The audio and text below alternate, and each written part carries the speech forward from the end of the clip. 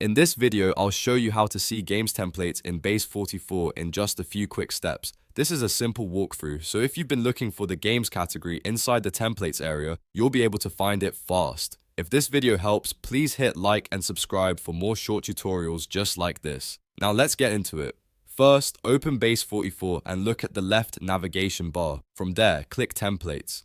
This will take you to the Templates section where different template categories are available. Once the templates page loads, look at the top area of the screen. You should see a set of tags or category filters across the top. Now click the Games tag. As soon as you select it, Base44 will filter the templates and show you the games templates available in that section. That's all you need to do.